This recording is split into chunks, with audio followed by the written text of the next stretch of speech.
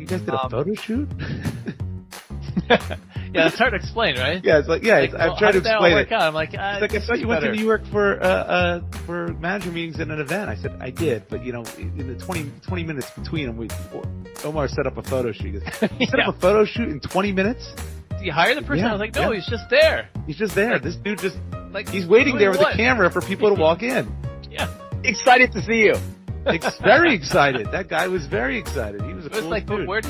Where were you? I was like, Brett's old apartment was a creative studio. Like, what does that mean? Like, I don't know. But he was there. She said, how did you get this? This is your topic. Yeah.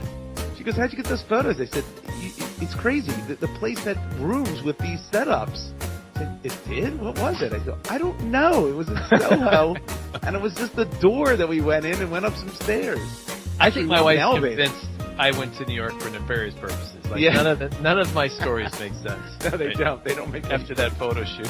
When they include Omar, they make no sense. No, they sure don't. Oh my God, that's funny. All right, I think we got something from that.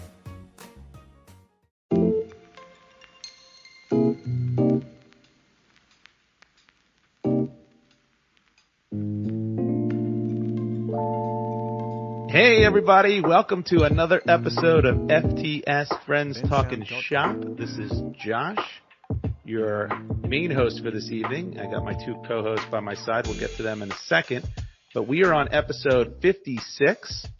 This is going to be a timely one. We're kind of back into our groove a little bit. We had a break between 54 and 55, but we turned around 56 quickly just for your listening pleasure. So just as a reminder, the FTS podcast is sponsored by our good friends at Deacon Whiskey. Deacon Whiskey, Smokey, Sweet, and Pete. Let me say hi to my co-host, Dave. How are you doing? What's going on with you? I'm doing all right. I just got back from New York City, as you know, because we were together. We were all there. We're all together. And I don't know what we want to talk about exactly, our escapades in New York, which was pretty fun. Let's not call them escapades. That's good. Misadventures. Madcap adventures that we had. It was fun to see you guys. It was kind of a typical thing. I guess we should just mention we had a kind of impromptu photo shoot while we were there. We did. And we'll probably put the picture up on the website. I think is it already up on the website? No, not yet. We wanted to have this episode come out first, let everyone know, and then put it up for everyone to check out. Maybe a couple others from the chapter. It is like, do you guys remember what I said about Will Smith? You said you admired him quite a great deal, and you wanted to model your life after him. Is that the sentence you're talking about?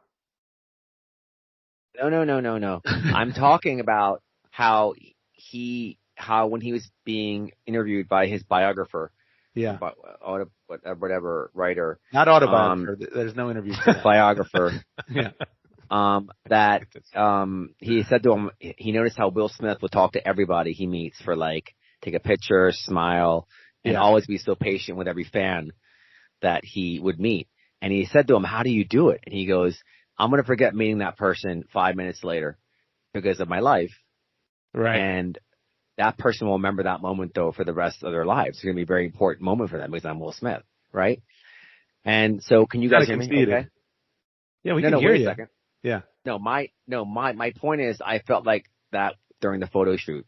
Because that was just me basically just, whatever. And that's probably You're the Will I was Smith there in this story? Well, I'm the starstruck fan. Thanks. That's you and Josh both are. No, but because I grew up there in many ways. Brett used to live there. So I've been in that place so long. It's like my home. Yeah. Right. So I was also super comfortable. And also I'm pretty comfortable in front of a camera and a microphone. You're quite photogenic. Just so the listeners understand, we went to a kind of a staging area for that's run and owned by our good friends at Deacon Whiskey.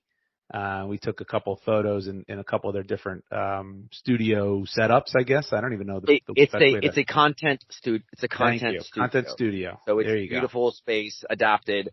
Of course, I'd say beautiful, but and they have each of the brands and a lot of talent comes in who support the brand to shoot very cool for their own social media, whether it's someone like Lil Wayne, Wiz Khalifa, Lil Kim, and us, Mary or J. Dave, Blige, Josh, and Omar. David Erickson right. and Josh. Well, it was the pictures as you'll see it is probably one of the coolest pictures I've taken. Yeah, I know it's just another day in Omar's life, but it was a very fun experience. And the other thing was we got together, went to a gala, which I learned I need to spend some time preparing for these galas. So I have a way of figuring out a way to stand away from the speakers and the music so I can hear people. I was on my knees. You were on your knees, yes. You were on your knees. Yeah, you didn't have much of a seat. By the way, I had a very funny joke about that, and no one even responded. Maybe you did, Dave. Was it a sexual joke? Someone's like, "You can't sit on your knees." I'm like, "I'm a marketer. Come on, don't act like you know." I didn't hear that. Yep, that's pretty good. But I can't hear anymore. If there is this noise, I don't know how many conversations I had where I'm just nodding, saying, "Yeah," nodding, like I want to kill you, and that's great. Sure, yeah. And I need to have a better plan of how I can situate myself so I can have a conversation. It's getting to the point where it's just not working anymore. So I don't know what to do about that. Yeah, here's what you do for that. I think there should be a rule at galas. If you are a certain level of supporter for a charity, you should not be able to be cornered. That would be by anybody else at the gala in conversations that you clearly do not want to be in. So in other words, if you give a certain amount of money, you should be wearing a pin or a sticker of some sort that says, "Leave me the hell alone. I've given enough." Well, I don't know whether it's sectioned off, but I think that, you should say there should be some kind of like double opt-in for any conversation. Yeah. You know? Yeah. I wonder how that would go exactly. I'm sorry. Stop right there. Not only can I not hear you, but you are far beneath me. I'm a big donor, so move along. I just thought of something amazing. I'm going to run it by you guys. I just thought of it as Omar was talking about that. What if, for events like these, everyone got like a little like clip-on pin that you put like on your lapel or you put like underneath your first button of your shirt, and it lights up with you click it and it lights up, and you click it and it goes out, right? Okay. And only those who have their buttons lit up are asking for conversation. If your button is not lit, if your little light is not lit, don't talk to me. It's almost see what I'm saying? Yeah, so you can walk around without anyone approaching you if your little button isn't lit up, and feel completely safe and not have to get in any conversations you don't want to. What about that? Isn't that a great idea? You might have something there. I just can't tell if it would make you a bigger jerk or less of a jerk. Because quite an asshole. You used to stand there with your light off, but you get away from the uncomfortable conversations. Yeah, it's equivalent to turning your lights off on Halloween night when you're home. Right, exactly. Right. Same thing. I don't got any candy. Because if we're talking about that for our event we have next week in terms of stuff to put on the other side of the lanyard if you have it flipped over, and it's saying stuff like I just flip because I don't want to talk to anyone right now. Or like, there you go. Same thing. You flip it. Yeah. Or like, I think SBF is innocent. Like stuff like that. Okay. Yeah. No one wants to talk to you. But I like that idea of the light thing, which is because at least you can see a light. Those events, they're dark and it's hard to read anyone's name on their name tag unless you get real close. And so you'd have to go up to see if they don't want to talk, and it'd be awkward to then go, and then walk away. With a light, you see, lights on, I can approach you. Yeah, I suppose it encourages more conversation than two, because two lit people would say, "Hey, let's talk. You're open." And what if someone who doesn't know anyone who's standing there wants to talk to someone? Right. Now they have the light on, and now people are going to be like, "Oh, that person actually wants to have a conversation." Yeah. I can go over freely without fear of rejection. Yeah, it's it's an open invitation. I actually. You know what, Josh? I have something, don't I? I think you might have something. Another idea in the great idea box for you. Yeah. Are you gonna? It's amazing how it comes. Listen. We can implement this shit next week. I think we should. I think this is spot on. I don't know if we can get lanyards that have those buttons on it, but look, green light, red light. You have they sell those things for hallways and underneath staircases where you just click it and the light goes on, you click it and the light goes off. So why can't they make that in tiny form? Yeah, I would think the technology exists, right?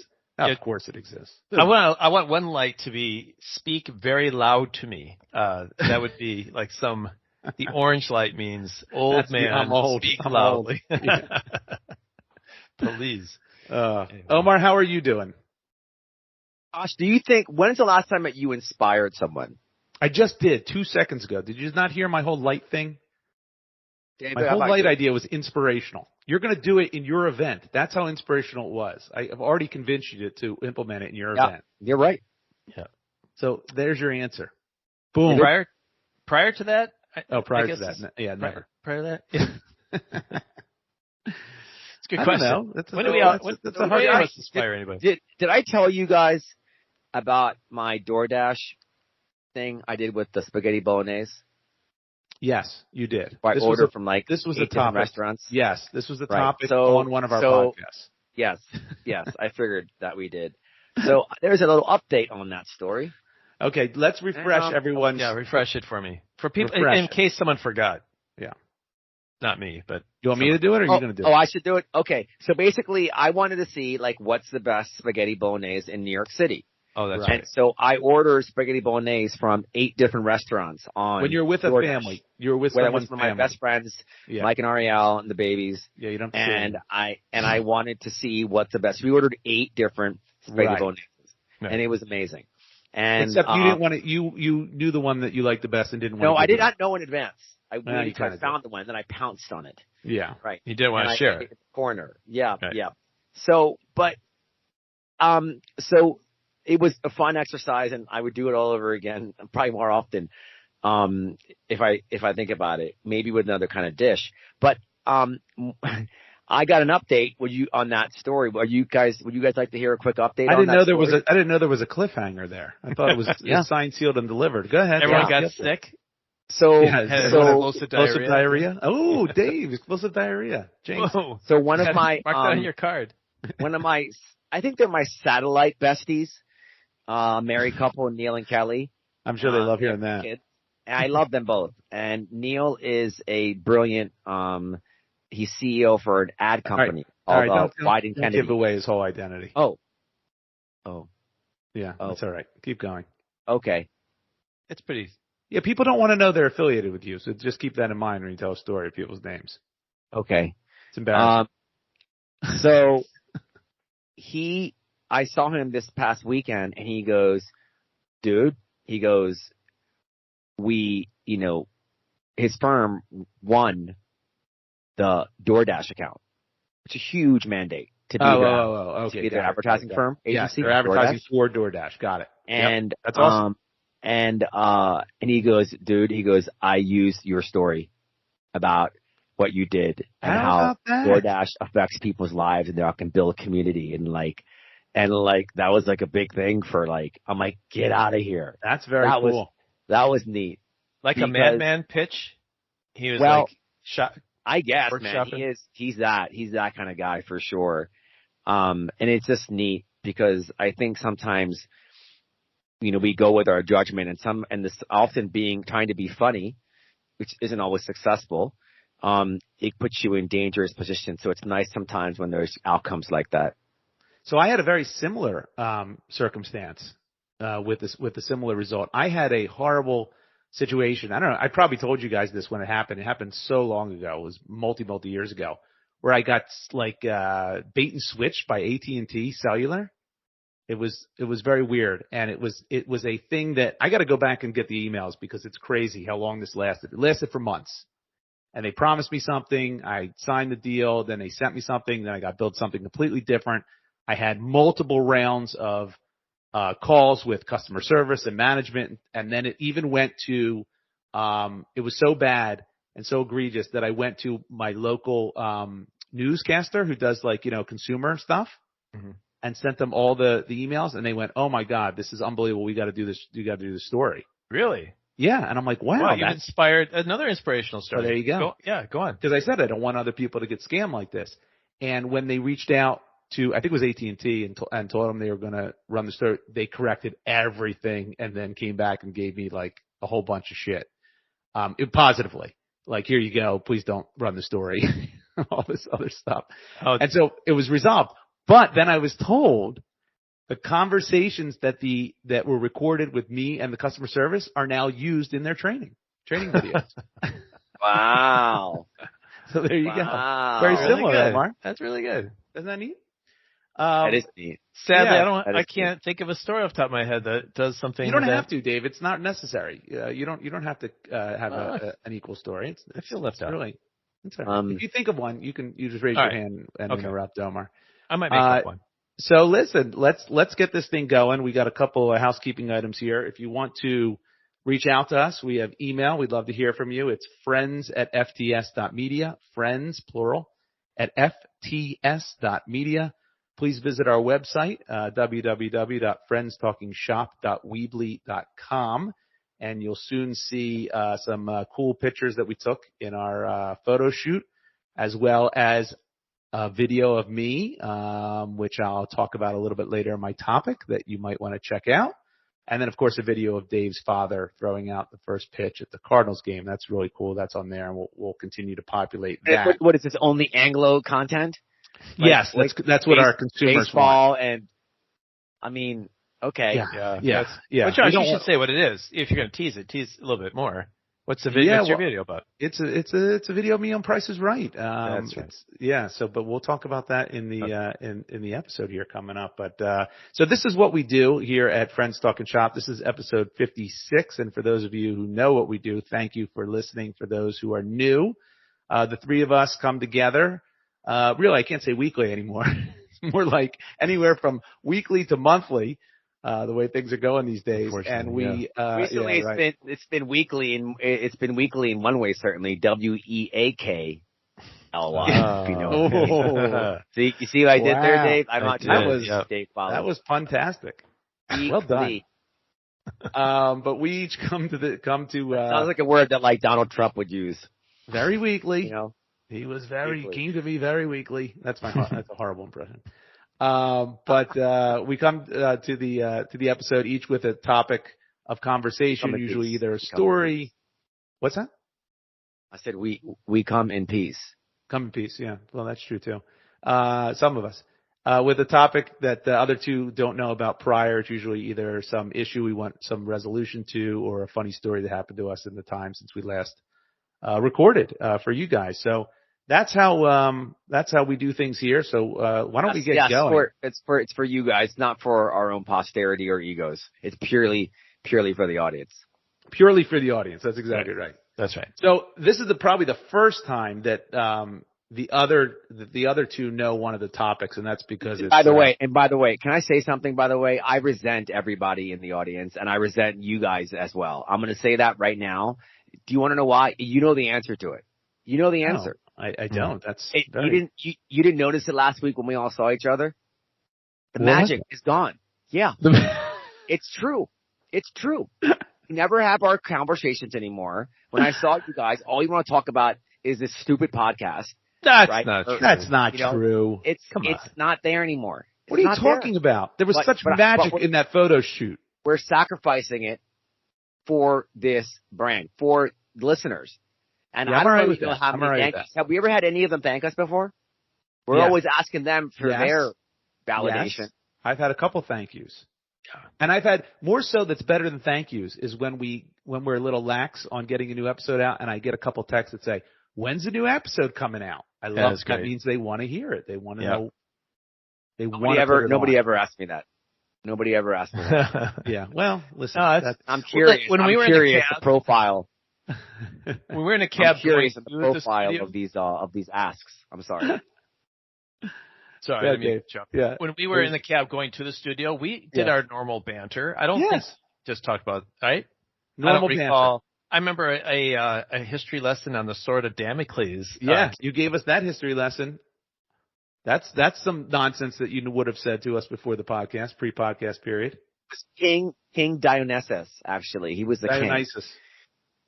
Dionysus. And it was Don't tell it again. We know it. You already went through it. Yeah. You went through it. Yeah, that's true. I think it was but in reference anyway, Josh, to... I'm sorry. I felt something needed to be said, and I think that we're sacrificing more than just our time to do these podcasts. We're sacrificing our own personal relationship. It's true. Yeah. Okay. Your perspective is so warped. I see this as crazy. We do this because we can spend time together. Yes. And you look at it as we no longer, it's like hurting our time together. How can they both be true? Never did we spend this much time together. Look at Howard Stern and Fred. Yeah. And Robin. Right. But Fred and Howard Stern don't even talk at all, ever. But they never did prior. And Robin and him very rarely do too. Okay, but again, they never did prior. Okay. All right. I'm very happy. Look, I'm not going anywhere. I know a lot of people want to see me gone, but it's not happening. Nobody wants to see you gone, Omar. Yeah, that's a self-imposed. That's not true. That's not true. All right, so let's get this going. I'm going to lead this off because this is something that I've been teasing now for actually a couple months, and it's finally come to fruition. So I thought I'd tell the story, and I apologize for those who've heard it many, many times. But this is the one exception where Omar and Dave know my topic ahead of time. But that's because I was on The Price is Right, the game show, and it finally aired, so I can finally talk about the specifics of it. I know I kind of teased it earlier when I first came back from LA, but rather than just walk you through the episode, because anyone could watch the episode, I don't want to do that, quite honestly. I'm kind of bored of doing that, and I've told the story 1,000 times, and you both have seen it anyway. Well, I'm a little nervous because my YouTube TV saves the latest, and I wonder if it'll drop off, so I don't know how to, save it. Well, stop recording it. Just stop recording new ones. I wonder if that works. I don't know. Yeah, I have to look into that, but I'm afraid of losing it. Yeah. Stop recording new ones. Okay. But it aired on October 24th, and if you do want to see it, it's available on demand Paramount Plus if you have that, and it's on Fubo, I believe, Fubo TV, and then also Fubo TV, and then also Hulu. Yeah, someone said Hulu, and I don't think it's on Hulu. You can check it out. I don't think it is. Yeah, I don't. Someone said that the other day, and I was shocked when I heard that. Also on CBS, if the CBS website, but anyway. This was pretty exciting. So what I'm going to do, instead of just giving you the story, I'm going to give you a couple behind the scenes things that took place at Price is Right that you might not know about, that I found very interesting and different. And I'll kind of pepper in a little bit of what happened. But anyway, it was back in August. I was on vacation with my family. We went to LA.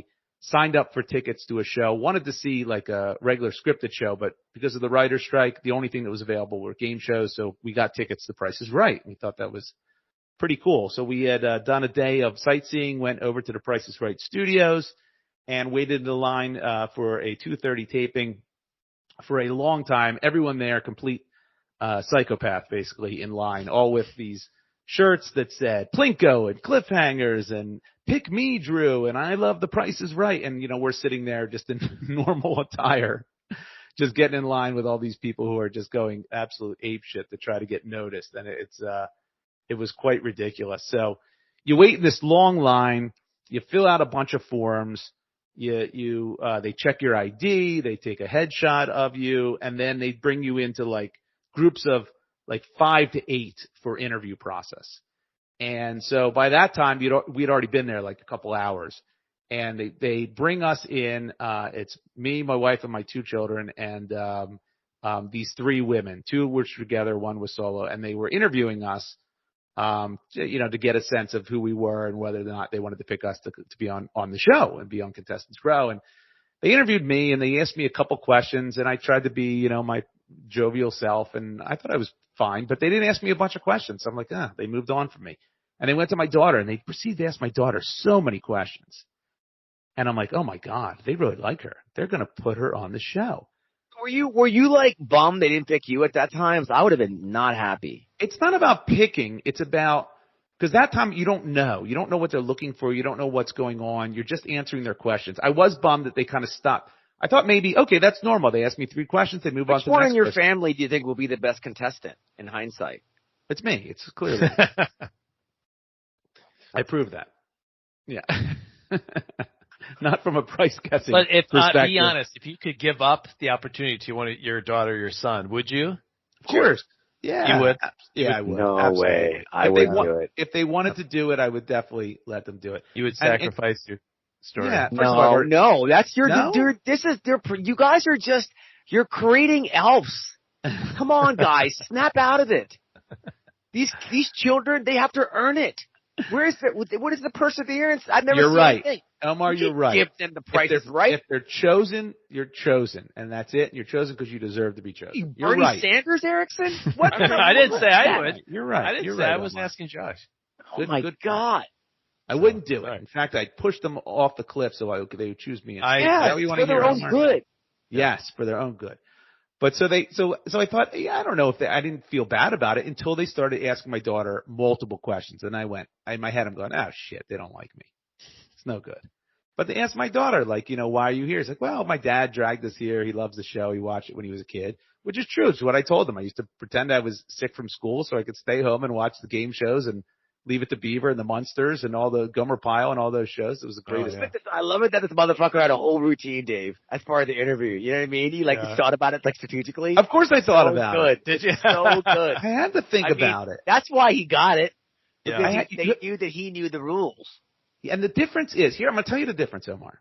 The difference is you want good, succinct, favorable answers that you think that will endear you to them, right? Yeah. Like, for example, they asked the one girl in our group who's horrible. Irony is that Josh never does that on our podcast. Yeah, right. That's right. Yeah. They asked her, why are you here at The Price is Right? And she said, well, I was supposed to be here with my boyfriend, but he dumped me. But I came here anyway because I love The Price is Right. And I'm like, this is the Jerry Springer show.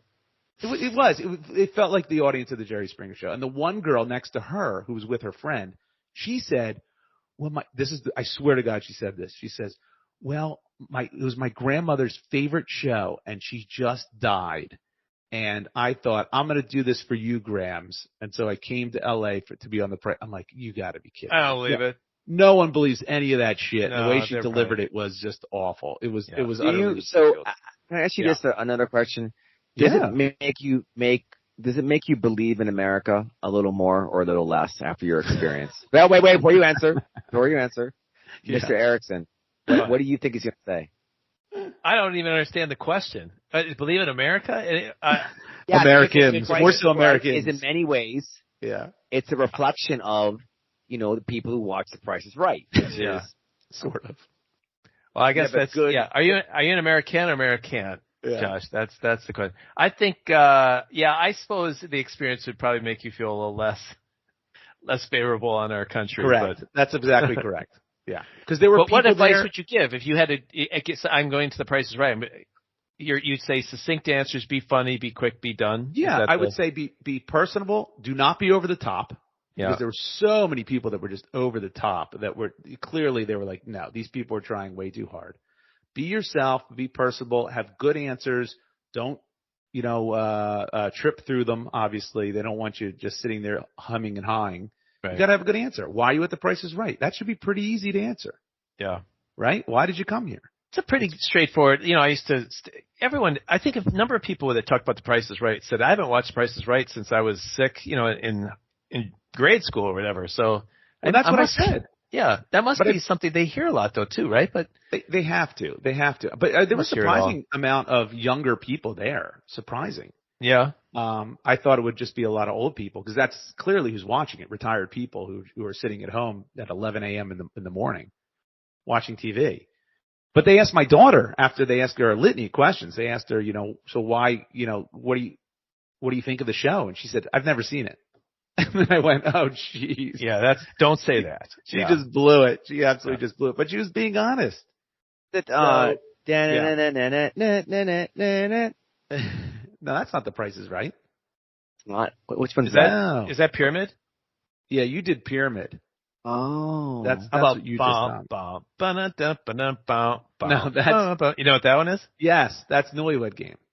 Right? No, that's the Match Game. Match game. Yeah. Price is Right. You know that one. Yeah. You know what, guys? I still haven't really seen it. Josh's thing.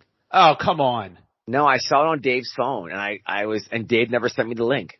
All right, listen. I don't have a link. It's my YouTube. There's no link. Just go on Paramount TV. Plus. Yeah, you got to stream. Come on, you're worth Paramount a lot of Plus. money. Yes, just get. It is on Hulu. It's on. I did check. You can watch It's on Hulu. Yeah. Awesome. Oh, awesome! I'll watch there it you then. Go. It's on Hulu. I want to watch it. It brought me great joy. I was very even before I played it. I told Dave conversation I had with somebody else who had watched it, who took notes actually on you, okay. and was like, and I'm like, really? He's like, yeah. Oh, yeah. It's a person. And they're like, you gave it away. You're speaking in riddles right now. Can't even follow what the hell you're saying. Saw it, so I was prepared to not like you on Price is Right. And you were hold on. Yeah. You were prepared not to like me on The Price is Right. Correct. Why? Because someone that we know had watched it before and had given me his feedback on you. And he was not necessarily positive. Correct. Is there someone I know? Take notes. Yes. Is someone I like? Yeah. Yeah, you do. 100%. Does he have flowing hair? Take notes. I love this for content, and I'll read it. And so, and then hadn't watched it, and then I ran into Dave somewhere, and he was he the played lunch we were supposed to meet at, and he only showed me. That's right, Dave. He showed me some of the scenes, and I was slack-jawed. And then I was also super impressed with like how you came down the aisle. It was. What does this person not like? It was great. And then when you made the bid and you won. Okay, listen, don't give it away. I'm in the middle of the story. My point is like you were really. I love your energy. I thought you were great, and your outfit was very much middle America. You looked like you worked at a donut shop. My outfit, perfect. First of all, was because we weren't planning to get picked. We were going touristy places in LA before we went over to the studio. We were outside. It was 85 degrees outside. So I was in shorts, t-shirt, and a baseball hat. Is every t-shirt in your bag a Philadelphia Eagles t-shirt? A lot of them, 80%.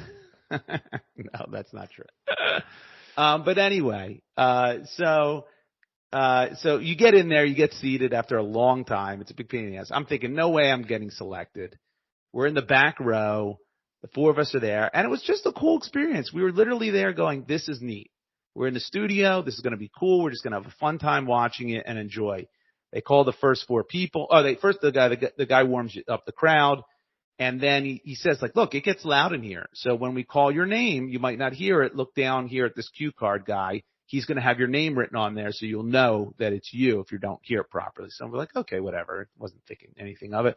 First four people come down, they play their game. They're like, okay, we need a new contestant. And that's when they announce my name. And I'm like, you could see it if you watch the video, and I'll put it up on our website.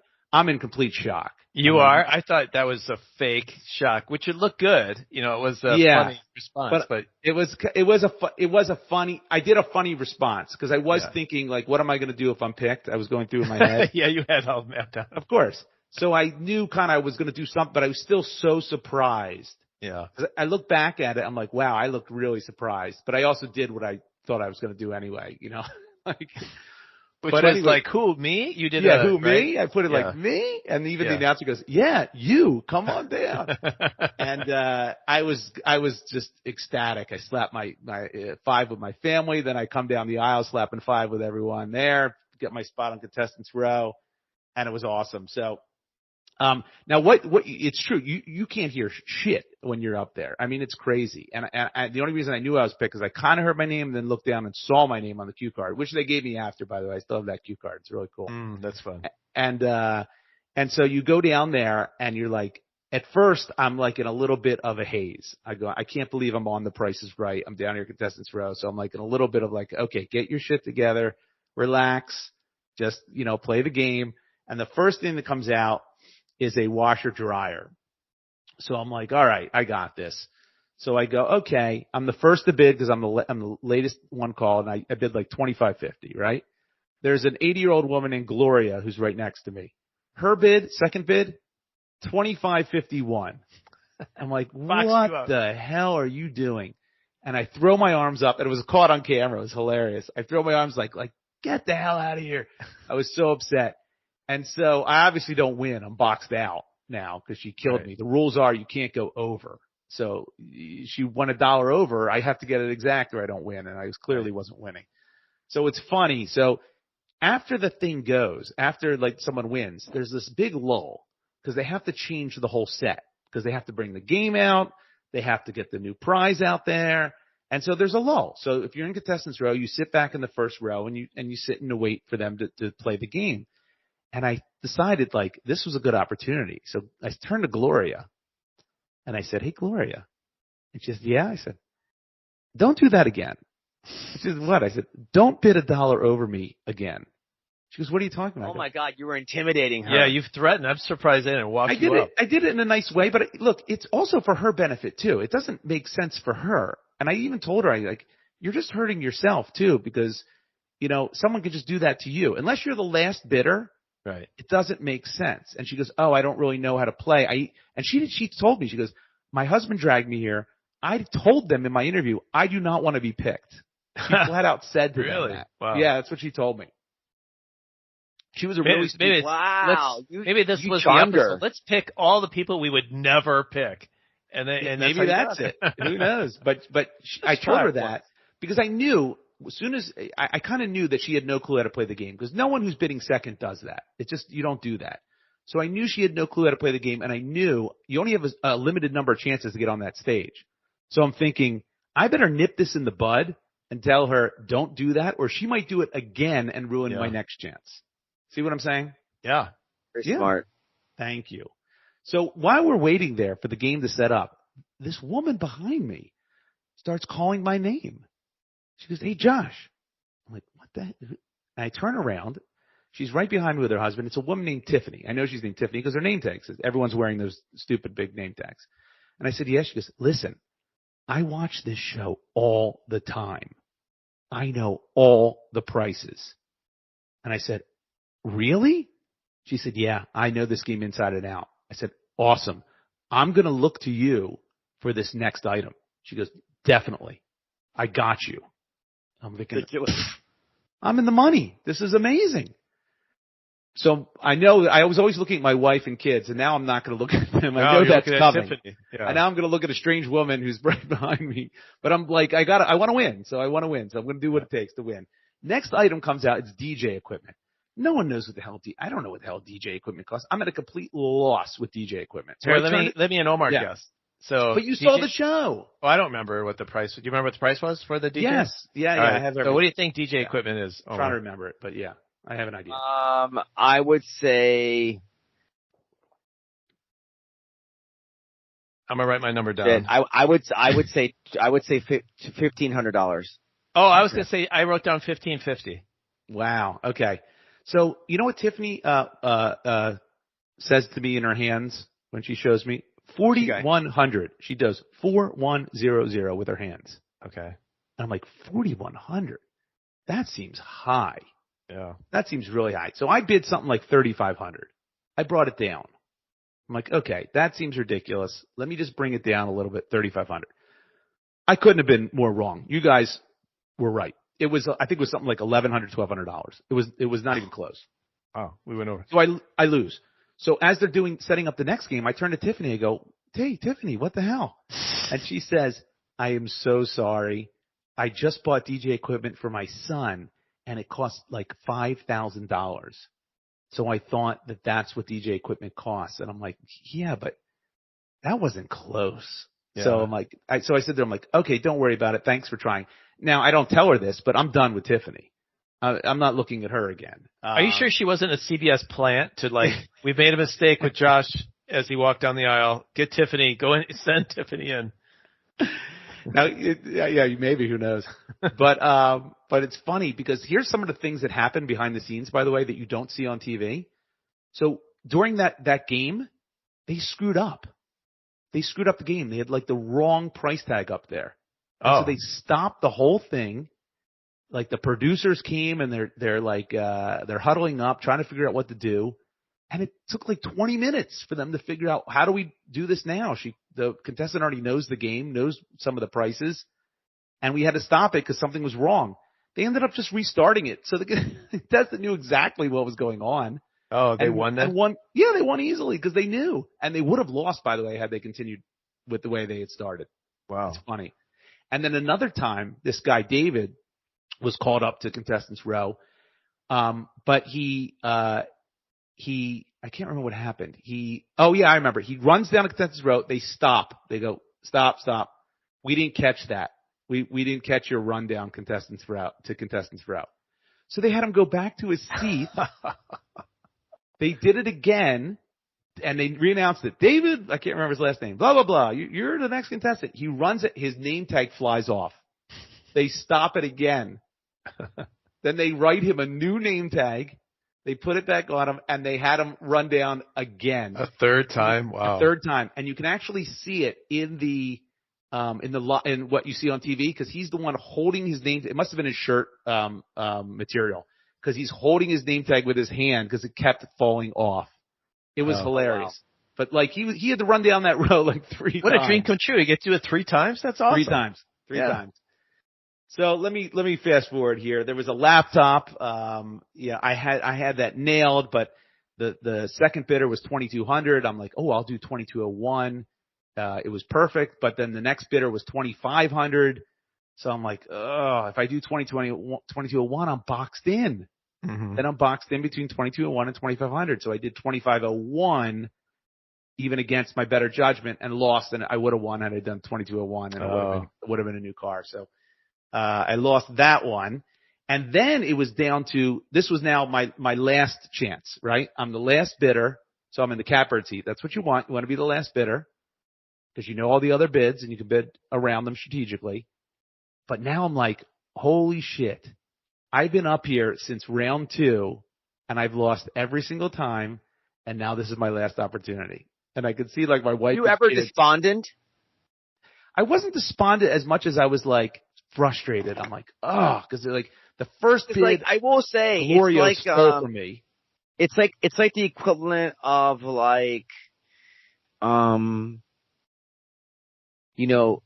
me playing somebody in ping pong. Are you thinking about and a sport that I'm extraordinary at, and losing, because you're the one thing, somebody asks you what skill sets you have, I can't think of any. The one thing that does pop in my head though is that you be good on game shows, because you know this stuff. Yeah, I think I would too. But it's so much harder when you're there. I can't imagine trying to actually think through prices of stuff you'd never buy. It's not even that, Dave. It's not even that. It's that you can't even hear the announcer describe the items. Yeah. I couldn't even hear the description. And half the time I couldn't even see the Why items. was it so loud? The audience was the audience goes ape shit. They go, woo! They go nuts, and so when you see it on TV, because I'm thinking boy, you're going to hear how loud it is. They must isolate his microphone on TV. Oh, for sure. Yeah. Yeah, because you don't hear the crowd at all as he's describing the prizes. And when you're there, it's like a freak show. Everyone's losing their mind. And so on the last chance, I go, okay, I have to get this right, or I'm going to go home a loser. And so while they're setting up the stage, I turned to the other 2 contestants that were with me, David and Vanessa, and I said, hey guys, listen, this is our last chance. We're not going to get up on stage unless we get aggressive. We've been outbid every single time, and we're bidding far too low. And that's not true, but that's what I wanted them to think. I'm we're bidding far too low. We have to go out with a bang. We have to just go for it and just bid up, because these prices are ridiculous. They're California prices. They're ridiculous. And they're like, okay, you're right. Let's just go for it. And of course we all said, if I don't win, I want one of you 2 to win. If I don't win, I want one of you 2 to win. So I played that game fine. No problems. So it comes up. Little did they know. The last prize was power tools, right? It's 3 power. It's like a hammer drill, a reciprocating saw, a light, and whatever. And I'm like, okay. Power tools. I have an idea what power tools cost. I own a couple power tools, not a lot, but a couple. I don't even know what the hell a hammer drill is, but I have an idea. I sort of have an idea of what it might be able to do. And so the first person goes, and they bid $1,700. And then the next 2 bids were outrageous. They were also in that range and outrageous. And Drew comes to me and goes, what do you think, Josh? I go, I was so excited, because I never felt so sure about anything in my life. Yeah. And I'm like, $1. And sure enough, it was $480. They were the first guy was over by like $1,200. It was insane on Power Tools, and so I won easily. You brainwashed them. Everyone was so far over. I was so excited. I went up there, but my game was a joke. I was hoping, I'll get Plinko, or I'll get that mountain climber guy. Oh yeah, I like that one. Or I get to roll the dice, or maybe hole in one or two. Where they hit the golf ball. Now I get some shit game where I have to just guess the price of a foot massager. And two foot massagers. Thank you, Dave. Yeah. So they tell me the trip. I can't even hear it, by the way. I can't even hear the trip. Some trip to Montreal. That's all I hear. Montreal. But meanwhile, while he's describing the shit, Drew is talking to me. He says, "Hey Josh, you don't even have to listen to this." I'm like, "What?" He says, "Don't even listen to this. All you got to do is guess the price of the foot massagers. That's all you got to do, and you win everything." I said, "Okay." I said, "Drew," and I even said, "Drew, I own a foot massager. This is going to be easy." He said, "Great, man." So I'm like, I got this nailed. Now the deal is, it's either or. I think it's called either or. Pick a number or whatever the hell it's called. There's 3 digits in the price of 2 foot massagers. 3 digits.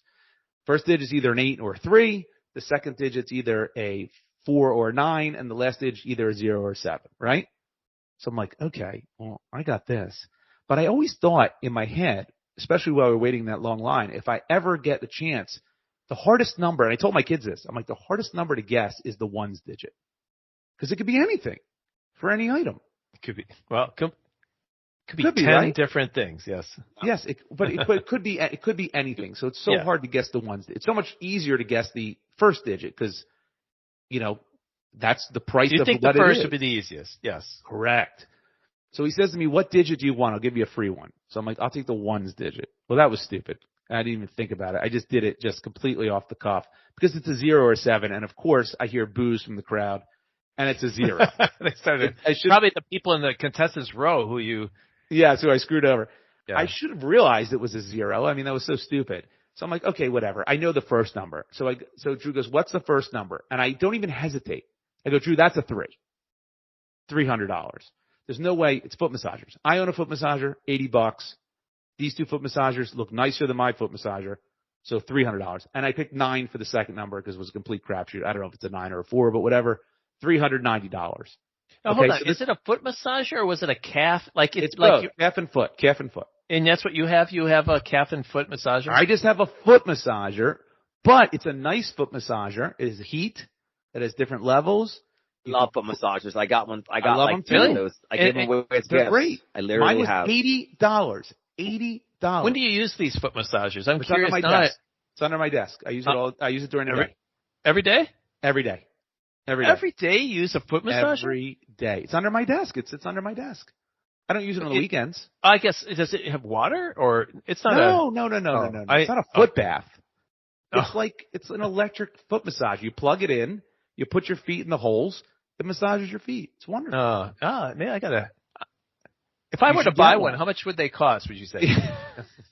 Sorry, I want to buy one now. That's the one thing I've taken from your story after this whole week of hearing it. It finally now dawned on me. I want a foot massager. So I said to Drew, I'm like, "This is easy. It's $300. It's definitely a 3." I told him 1,000 times it's 3. So it comes out. It's a friggin' 8. Foot massagers, and I got the second number wrong too, by the way. I didn't even get that right. Yeah, you got them both right. I got them both wrong. So it's $840 for 2 foot massagers. That's insane. Yeah. I even said it. So after they were done. The cameras go off for my game. I said to Drew, I go, "Drew, no way foot massagers are $800. That's insane." He goes, "I don't know, man." That's all he said to me. He goes, "You want to meet the model?" Good answer. Sure, I'll meet the model. Yeah. He goes, "I don't know, man." He doesn't know. He didn't give a shit. Because I get paid either way. But it was funny because then I got to spin the wheel, even though I lost. I still get to spin the wheel. And he brings me up. I spun first because I won the least amount of shit. I won just power tools. So I go up there and he goes, "All right, Josh, here comes Joshua. He still can't believe foot massagers cost $800. It's hilarious." I spin the wheel. Long story short, I go 50 cents, boom, I get $1, $1,000, nailed it. Yeah, you got to linger on that point for a second. Go ahead, you got $1. Yeah, I got. I mean, that's the you did 50. Up and down. Yeah, I pumped my fist. I was excited. Very excited. You should have tried to do a somersault or something. You should have a done a little bit more. I was worried, Dave. That wheel was so heavy. Or cartwheel. No, sorry. I can't do a cartwheel either. That wheel is so heavy, and I had back problems. And I just thought, I was thinking to myself, I'm like, oh my God, if I throw my back out on TV right now, that'll be so embarrassing. That'd be the best story. Oh, so it'd be a great story for us. Yes. It was unbelievable. Oh man. So I hit I got two exciting moments. One, I got to bid $1 on Contestants Row. That's a quintessential bid in Price is Right. I won. And then I spun $1 on the wheel. How cool is that? And then I got a bonus spin and came literally a fly's hair from $10,000. It's where the thing bent. Oh my God! To go between nothing and $5,000, right? So close. It was really unbelievable. So anyway, so I get to go to the Showcase Showdown. I'm at the end, which is unbelievable. I'm sitting next to an 18-year-old girl named Bridget. She had just turned 18, by the way. This was her dream to be on The Price is Right. Deer in headlights, and she promised her sister as soon as she turns 18, they both fly to L.A. just for The Price is Right, which is what they did. And so I sat next to her. My showcase, of course, was her showcase that she passed. She had already won a car, by the way. She had already won big. She passed the showcase. I feel like I was going to nail it. It was a trip to Germany. It was furniture. It was an LED TV. And then I'm like, I got this. I got it down pat. And then the last item in my showcase, a friggin' Harley Davidson. I have no clue how much a Harley Davidson costs. No idea. I'm not a motorcycle guy. I know nothing about them. All I know is that Harley seems to be the best name, and it's got to be pretty damn expensive. I keep thinking maybe I'll let you finish the story. I have a theory about this. Go ahead. Okay, I want to hear it. But I look, and I can't see the Harley. I can't hear about the Harley. I can't see the Harley because the cameras are in my way, and I can barely hear what the hell he's saying to describe the Harley. And I'm thinking, well, I guess that doesn't really matter because even if I heard the description, I wouldn't know what the hell I'm listening for. And so in my mind, I had the price of the whole thing of like $40,000. But then I look at my wife, and my wife is signing $27,000. I'm going, $27,000? I got the Harley at like $25,000. And I was on the low end of what I thought the Harley was at.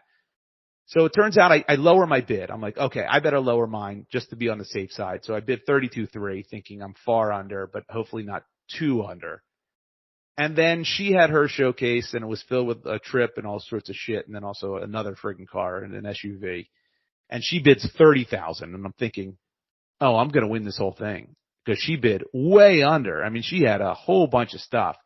Sure enough, they come back and they say, okay, her showcase, she bid 30. It was like 38, something like that, 36.8, something like that. She was way off. I got this. I got it. And my showcase, I bid 32.3, 29.8. I missed by less than 3,000, but I went over and I lost. It was unbelievable. So that was my showcase showdown rejection. But when I watched it, so I was a little disheartened at first. And by the way, they take you in the back to sign tax forms. So Bridget and I went in the back to sign tax forms. And they told her, like, hey, Bridget, you won like $68,000 worth of stuff.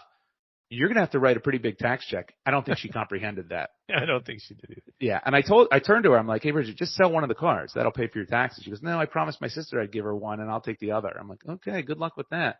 18-year-old college student's going to have to write a check for $25,000. I don't know how that's going to work. She's in jail for tax evasion. But when I watched it back, I'm kind of glad it's going to sound weird that I said I didn't win because I wish I had one. But like the trips were nice, but it's like Montreal. So I'd have to fly to LA to go to Montreal. I'm literally on the East Coast. I'd have to fly to the West Coast to fly back to the East Coast for Montreal. It made 0 sense. And then the trip to Germany that was in my Showcase Showdown, I listened to it, the description. Again, I'd have to fly to LA. Makes no sense. And then it's like I would get a tour of the German nightclub scene was part of the, I'm like, I don't want that. Oh my God. I don't even want that. Would I have to do that? That's ridiculous. So anyway, the experience was amazing. And that's kind of what happened. So what I learned was they have Harleys that are priced like foot massagers and foot massagers that are priced like Harleys. So if you're ever on The Price is Right, keep that in mind. Well, I thought my theory was that it wasn't a real motorcycle. It was like one of those hybrid like moped. It's not a moped, but like No.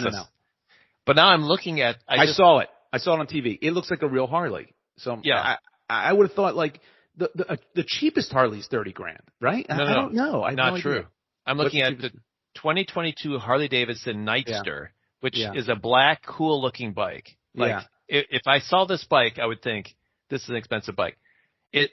MSRP is $13,500. Get the hell out of here. Yep. All right, so that may be. There's a bunch of them at the $16,000 to $20,000. I would have thought, and we talked with this at the gala with people, that Harleys go for like 40, 50, 80,000. They can go for six figures. Six figures. Absolutely. They can go for. I've had motorcycles. Figures. Absolutely. Well, there's some bikes that look very reasonable to me. The Road King Special, $24,000. Yeah, okay, there you go. See, I wouldn't know that though. I would have no clue. I would have no clue. Like if you told me it was a Toyota Corolla, I know the difference between a Toyota Corolla and a Mercedes Benz. Right. Got it. But I have no clue a Harley whatever versus a Harley whatever. I have no clue. No clue. I can't believe it's that cheap. I wonder if that's crazy. Let me get a bike though. There you go. Bike get for yourself a Harley. I might get a Harley Davidson, the one that you lost, just to spite you. I hope you cry. Hey, Josh, look at my bike. Can I say something? And I don't know what you guys are just like toying around with me with this whole thread. But aren't we going to point out the obvious sort of overhanging item that should have been in Josh's head when he was thinking about bidding on anything after he saw that 2 foot massagers on the Price is Right cost $840. Even more so for me to think the Harley was expensive. My point is there's no logic to these prices. Yeah, that's right. It's all nonsense. Right. Yeah, it is nonsense. You know what I mean? Yeah. It's all nonsense. Yeah. It's like doing a business meeting with Dave. The very that's good. That's good work. That's good. Yeah, the very first item that was on the show was two-piece suitcase. And the price was like $2,400 for a 2-piece suitcase. And I took notice of that. I'm like, boy, these things are more expensive than we think. And that's the way I got to go. But who made those foot massagers? Did you? Homedics. Did you look that up? You must have looked it up. No, I didn't. I don't have the heart to look it up. I kind of don't want to. But I can't believe my foot massager was $80 and those are 10x my foot massager. That's insane. I see one Homedics that it's $323. So I guess. Oh my God! So there you go. But there's another one that's $55. So yes, that's my point. That's crazy. So I don't see any 400. But I didn't know what type of foot. I could barely see it. I could barely see the damn foot massager for me to make a judgment on. I knew it was better than mine. I knew that. That I knew. So right. Omar's stripping down. He's just lost his shirt. So we are working with a topless Omar. Anyway, I took up a lot of time with that story. So I'll put a couple of videos on our website so people can see it. But if you want to check out my episode, it's October 24th. That is a story that you'll tell that story to the day you die. You were on The Price is Right. That is like cool. There's a few stories in life. That's a great one. It was fun. Great. It was a lot of fun, and the experience was worth more than the prizes. Do you know that Brian Regan? Knowing myself.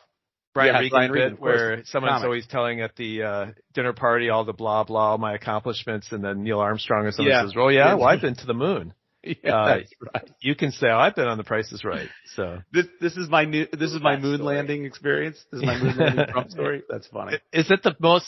What can you top in terms of a national experience? What's the biggest thing you've done? I sat next to Jay-Z at a basketball game. But even that, you weren't on. You were on TV in the background, but you were on TV. Omar, what are you doing? I don't know what he's doing. He's lotioning up his body. It's very. I'm getting all. I forgot. I didn't have a spare moment today, so I had to hop in the shower before our chat, and I forgot to moisturize. So I'm getting. Oh my goodness! Well, so you're moisturizing in the middle of our podcast. Just moisturize from the waist up, please. All right. Yeah. Let's just don't moisturize the whole thing. Stop at the pecs, please. Stop at the pecs. Yeah. Oh my God, he's doing the back now. All right, Dave, why don't you go ahead with your topic? All right, I'll be quick with mine. I listen to a number of podcasts, and they bring up some interesting topics. And I was fascinated by this question. I wanted to ask you guys: This is one of the movie podcasts or movie TV ones I listen to. Okay. They asked the question, if you could live in a movie universe, what would you pick? Wow. So, for example, just to make sure it's all clear, if you lived in the Star Wars universe, for example, because I love Star Wars, right? Yeah, but it's violent. It'd be horrific. Yeah. Horrible, One is horrible. you live on some planet and nothing would happen, right? Because, you're just a single person on a planet. What's special? Yeah. Maybe someone has the Force. Maybe someone's got a real lightsaber, but probably not. And you're living under this, horrible dictatorship where it's like Nazi Germany. Darth Vader. Right? I don't want to be Darth Vader. Oh my gosh. Yeah. No. He came into town and No, thank you. Yeah. So I thought that was a great question. So that's my question to you guys. If you could live in a movie universe, do you have an answer, by the way? Because I got to think about it. I wish I did. I thought the Avatar was kind of interesting. But that's problematic too. Pretty primitive. Yep. Yeah, that's problematic too. I thought the Harry Potter, outside of the bad guy and he who shall not be named or whatever. Yeah, right. But to live in to go to that school, to Hogwarts and have magic and all that cool stuff. I think Harry Potter. But you gotta go to a universe where you're not going to get killed. You're not going to get killed. Well, yeah. Someone suggested the Matrix. Actually, I think the Matrix. Hell no. But the one where you live in the Matrix, that you take like the blue pill or the red pill or the one where you don't know better. You just. I would think maybe like Saturday Night Fever. That seems like a lot of fun. The 70s? I don't know. That'd be tough. I kept thinking of big universe. Lord of the Rings, awful, right? There's no. That sounds like an absolute horror show. I can't even think. Maybe Charlie and the Chocolate Factory. That'd be neat to go in that chocolate factory, right? True, but those people, a lot of poor people, Charlie had to sleep in the bed with his grandpa. But you don't have to. Do you have to do that? No, but But you have to be wealthy. You'd have to be. Josh. But it wasn't Dave's grandpa. He just said Dave didn't realize until a few years later. Yeah, that's unbelievable. Still going to forgot about that. Yeah. Still going to therapy. Do you have an answer for this, Omar? Do you have an idea? I'm actually, I have to say, I'm having a bit of a mental block right now. Yeah, so am I. This is hard. I mean, I don't know. I mean, I like the Smurfs. Yeah, but you have Gargamel. There's Gargamel's on your ass all the time. Yeah, you're constantly being hounded by some evil guy and his cat, right? I don't need that. I like Azrael. I can't believe I'm going to say this, but I like Guardians of the Galaxy. I think I would be a smuggler. I'd have a great life. I would be able to really spread my wings and be my best version of myself. If I could see you and Rocket getting along, Rocket would be a good pair. All right. That would be awesome. Yeah. As I think they'd be cool. I mean, I wouldn't want to do avatars. I want to have technology and be able to fly around different planets. That's true. You don't like the natural animals and shit. No. What about the Jetsons? Did they ever make a movie? That'd be neat. No one ever dies at the Jetsons. And there's no bad guys other than that's the true. Flintstones, I guess too.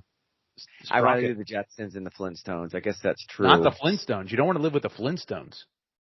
Yeah, you're showering with a dinosaur trunk. But I guess with the Flintstones universe, everyone's wife is more attractive than their husband. That's true. Everyone's wife is more attractive than their husband. Dr. Seuss. No, it's friggin' mayhem, Dr. Seuss. No, that's why how about Alice in Wonderland? No. Oh, that's no good either. God. That's probably very close to your actual reality, Omar. Yeah, that might be.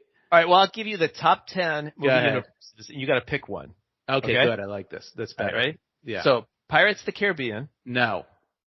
Narnia. I never saw it. The Matrix. No. Godzilla, which I didn't realize. Godzilla? Why would you live in Godzilla? I'm not saying this is a giant lizard that's destroying everything. No. Yeah. Alien and Predator. No. Who wants to live in these? Star Trek. No. All right, keep going. Marvel. No. How about Dumb and Dumber? I'll live at Dumb and Dumber. Wait, no, you got to pick on these 10. Harry Potter, Middle Earth, or Lord of the Rings, and Star Wars. So of those 10, which you got to pick one? I'm not picking any of them. They're all confrontational. They're all your ass is on the line. I want technology, so I would choose one of the ones based in the future, and I'd be comfortable. I'm a survivor. You know, if I was in prison, it'd be the same thing. It's like Shawshank. You know. Oh yeah, you'd get along just fine. Shawshank. Yeah, you would do that. Yeah. You'd be everyone's favorite. I think Star Trek's actually not bad. You know that they have the room where you can like you're in a forest, but you're really just in like a VR room or something. I never saw I'm not a Star Trek guy. Yeah, I think actually Star Trek would be my pick. Omar, do you have one? I was on VR recently, but it wasn't Star Trek, if you know what I mean. Yeah. All right. Well, that's my topic. What about Hoosiers? Hoosiers, I think I could make that team. They only had 7 guys. I could play on that championship team. That'd be cool. Yeah, you'd be like the guy with the butch haircut sitting on the end of the bench. That's all. Didn't he make? And would you shoot your free throws underhanded then too? That was Ollie. I'm better than Ollie. I'm going to get in over Ollie. Remember they had to put him in. Yeah, he made it. Nobody. So I do that. I'm Hoosiers. I live. Sure, it's a backwards racist. Great. You ready for my topic? Yeah, go ahead, Omar. So, boy, that was a how hard. Listen, you're done, Dave. Yeah, sorry, I went too long. I'm not. Yeah, I'm not saying that I'm. I'm batting 1,000, but I can be. I alluded to it earlier. I can be funny sometimes, or I try and be funny, but they don't always take. Yeah. And sometimes you say things that aren't construed maybe like you thought they might be, or your provocative thoughts are such that it might be too far, right? Like the Soul Man. Like inappropriate. Yes. Conversation. Soul Man debacle. Yes. Which for our listeners was a work call where I brought up the Soul Man. Really, which is the movie with C. Thomas Howell. Who was your audience? To an African American gentleman and his 2 partners. And you called it a basketball movie. Yeah, let's just remind everyone. Nuance, but yeah, it was just inappropriate. It wasn't the best. The greatest basketball movie of all time. I think it did not work out well. One of the best basketball movies, he called it. And then I'm like, well, my brain is like, this is the humor, and sometimes it's going to be a little whatever weird. So I was in New York a few days ago for a bit, and I took my godkids to, we go to this school in the West Village where it's super cute, and they had their Halloween thing. These kids are between, I don't know, 3 and 10. That's a magical time. So all dressed up in outfits. The parents are all dressed up. Yep. My bestie dressed up as Bad Bunny, and she's a woman. She put on the facial hair and everything. It was amazing. And so everyone was dressed up, including the parents. And so one of the parents is like, are you getting dressed up? And I go, yeah, I already am. I'm dressed up as a pedophile. Oh my God. And you said this at an elementary school. I thought it was really funny. It's funny if it was a skit on Saturday Night Live. Not so funny in real life at a real elementary school when you don't even have kids at the elementary school. Think about that context. It wasn't, but they all know me there. They see me around. And now you'll be on posters everywhere. So do you think that that's a sign of my moral depravity that my brain says stuff like that? Or because I think, should I curtail that humor part? It really wasn't received that well. Look, I'm gonna give you a take here. Number one, we all have that depravity in our heads, and we think it, but we don't say it.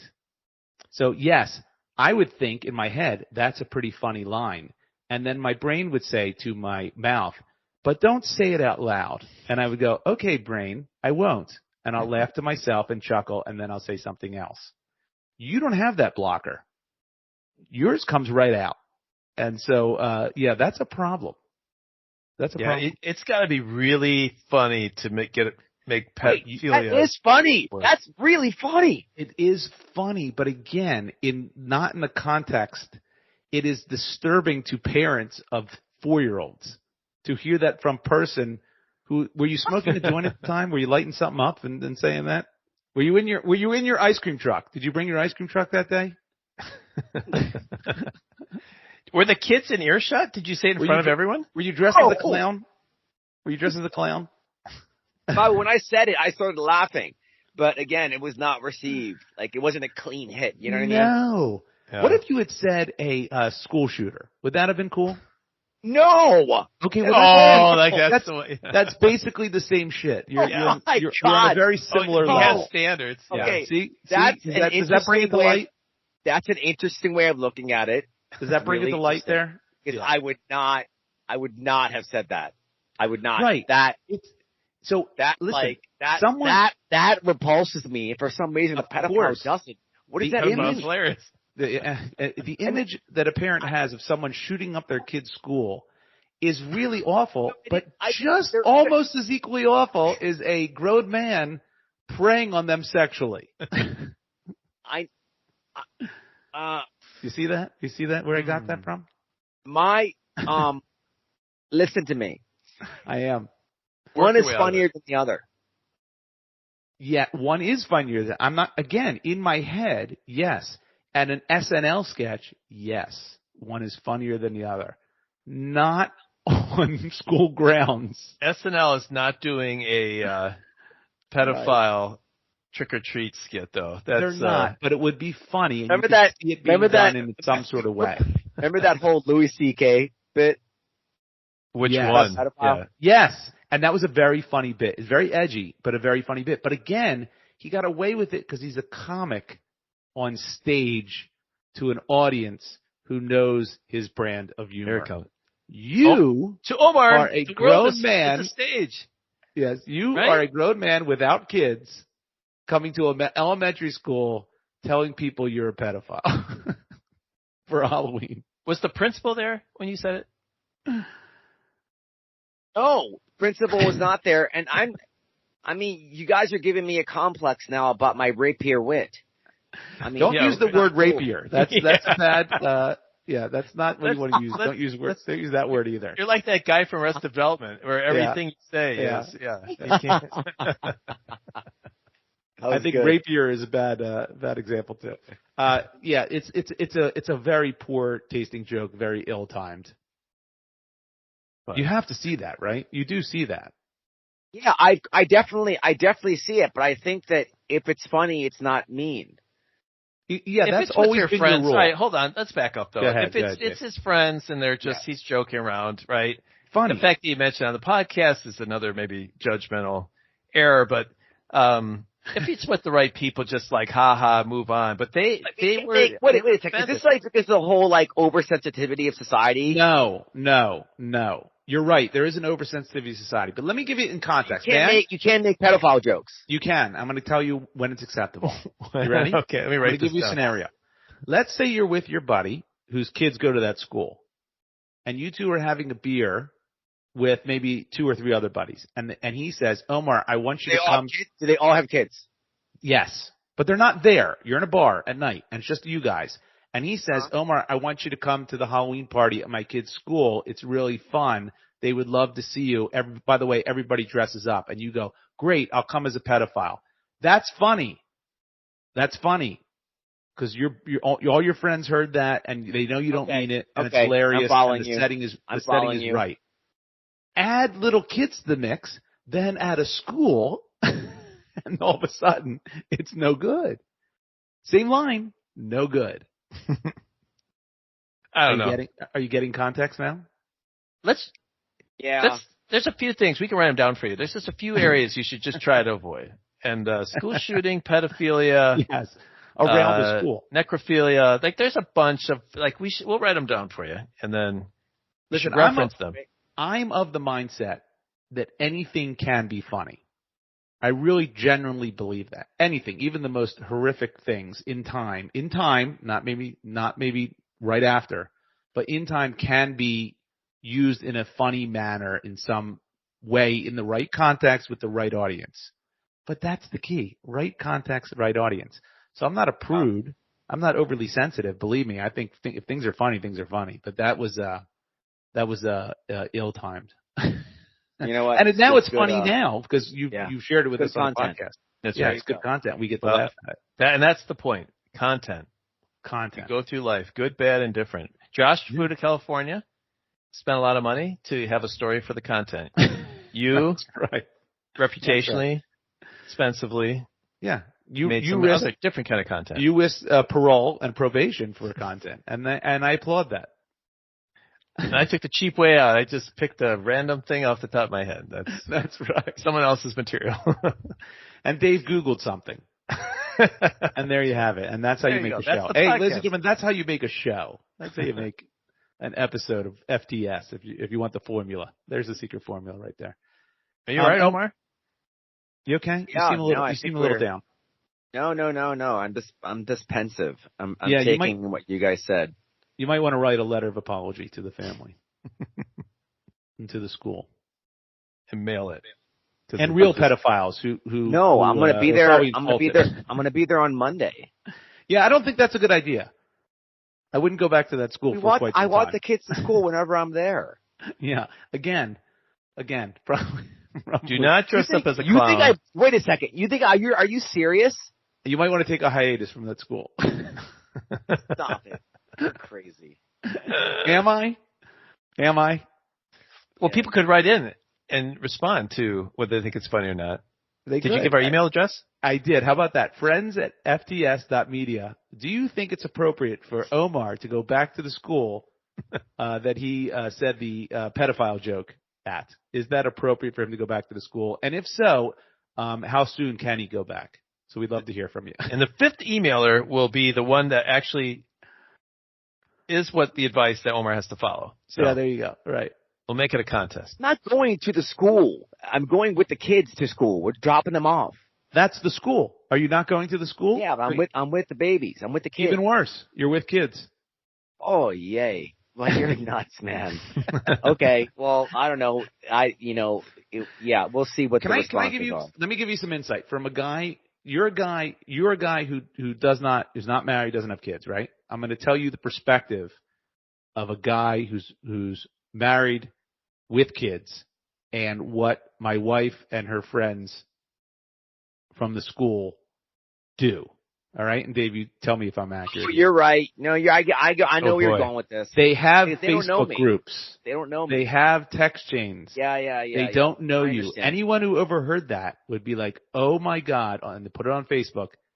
Anyone else hear that? Let me receive that poorly. I'm being a little. Anyone else hear that? They did laugh a little bit. No, he's backing off. Yeah. That non-Caucasian gentleman talk about pedophilia. No. All right. Were you at a mostly white school? I bet you were. I will keep you guys updated, and please let me know if I'm in any chat threads. We may need to quickly delete all our episodes. What we're going to ask, by the way, is that for your one phone call every day from prison, that you save it for the podcast. Because if you burn it on something else, then we have to delay an episode. That's your Shawshank, universe you can live in. Then there you go. You can live it out. Hey, Omar, you can get busy dying, or you can get busy living. You guys are whack. All right, did we clear that up for you? Yeah, you cleared it up plenty. Thanks. All right, everyone. That is episode 56. I think we solved a lot of problems. We shared some a good story. Check out our website again and write us an email. Let us know what you think about these stories and issues we brought up today. And we are so glad to have you yet for another episode, and we hope to see you for 57. See ya. Bye, everyone. See you later.